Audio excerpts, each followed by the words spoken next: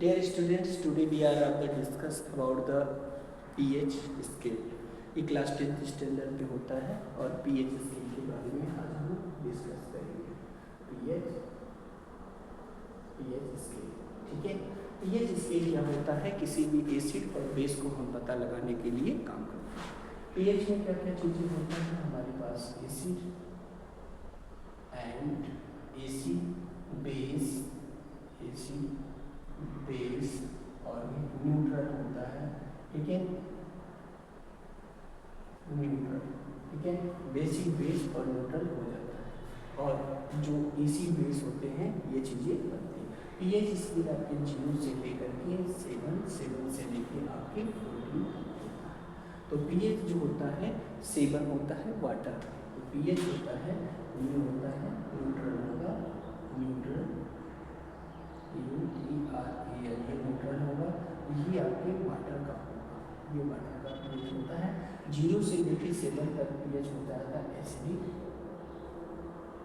और ये होता है बेसिक। ये बेसिक होता है। बेसिक को हम एल्केलाइन बोलते हैं। बेसिक को हम क्या बोलते हैं? एल्केलाइन। एल्केलाइन बेसिक हो जाता है।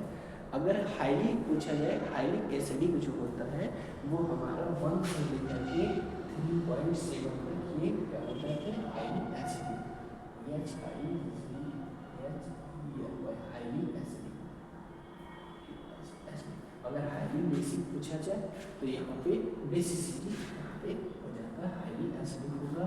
Weak acid, weak base. तो हमारे पास जो होता है weak acid, weak base, strong acid, strong base. हम एसिड और बेस को जब मिलाते हैं, एसिड प्लस बेस को जब मिलाते हैं तो ये हमारे पास साल्ट बनता है, साल्ट प्लस वाटर। ये साल्ट प्लस वाटर होता है। इसको हम न्यूट्रलाइजेशन रिएक्शन बोलते हैं। इस रिएक्शन को हम बोलते हैं न्यूट्रलाइजेशन रिएक्शन।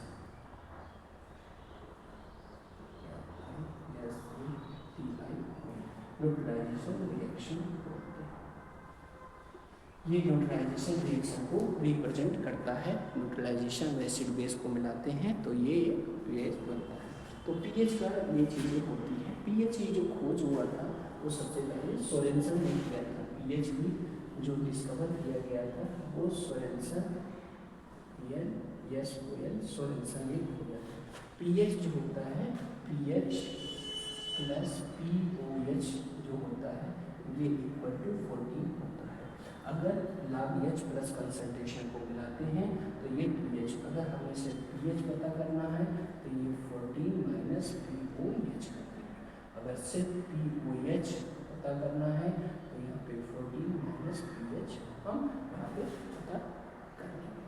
pH जो होता है अगर H प्लस कंसंट्रेशन के साथ हम रिएक्शन करते हैं OH माइनस, तो ये हमारे पास हो जाता है H2, पानी से H प्लस कंसंट्रेशन हो जाता है।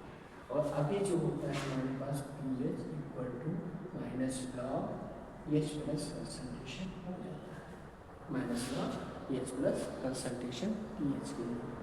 अगर हमें pH निकालना है तो हम ये कर सकते हैं -1/OH लॉग माइनस, ठीक है, लॉग 1/OH कंसंट्रेशन। हम यहाँ से pH के निकालते हैं। pH और H को H प्लस कंसंट्रेशन से हम pH निकालेंगे। अगर कोई सोल्यूशन है, अगर सोल्यूशन का H प्लस कंसंट्रेशन दिया है, टेक पेपर और मान लीजिए क्वेश्चन कि अगर H प्लस आयन है, H प्लस आयन का कंसंट्रेशन दिया है 10⁵ -5 फाइंड द pH। तो फाइंड द pH।